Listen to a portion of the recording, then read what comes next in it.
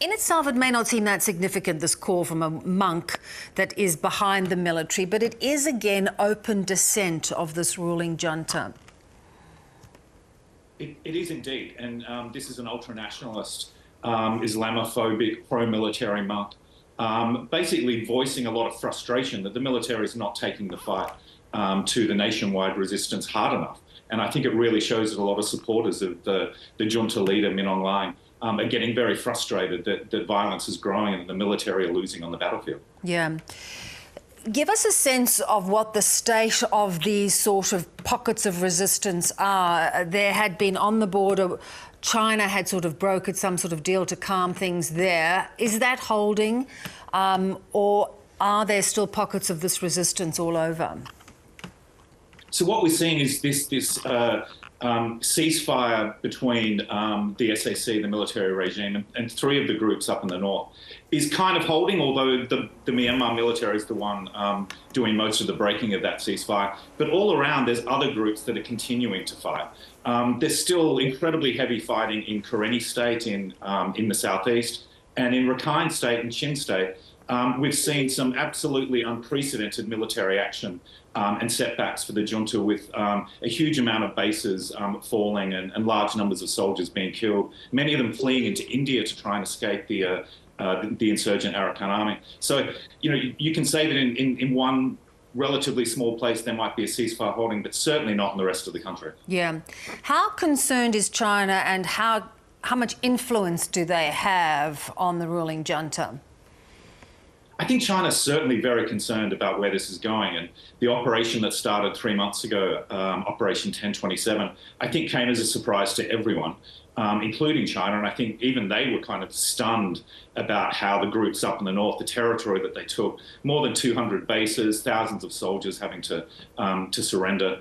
That said, how much influence does China really have? Well, I think if you look at the mess in Myanmar, it kind of illustrates that they don't really have that much influence. If they can't influence the junta, and they have, a kind of a testy influence over some of the groups that they allowed to be supplied through China.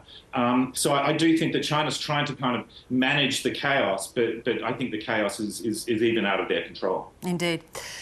What is your sense of whether there could be a combined, because of these groups are quite disparate, they're not necessarily united, is there any possibility that there could be a united force that actually brings this junta's rule to an end? I think what we're seeing is a huge amount of cooperation between many of the older armed groups who predated the coup and a lot of the newer ones. And I think over the past couple of years, they've been getting together, talking, training together, operating with each other, creating alliances in various parts of the country. And I think that's really quite unprecedented. And it seems for now to be holding. It's like a mutual support apparatus. And the National Unity Government is not the one completely controlling all of them. I think that there's a lot of cooperation that's going on that the groups talk about sometimes, but don't want to jinx it. So that they're actually kind of doing a lot of stuff beneath the surface that we kind of find out about afterwards.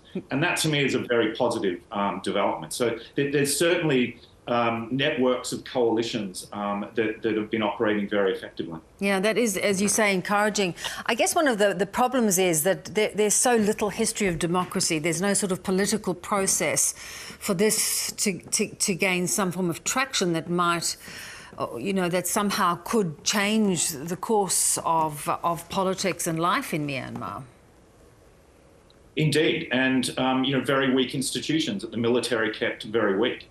And what we're seeing is the collapse of a lot of those institutions because of prolonged military rule. We're seeing the collapse of the economy.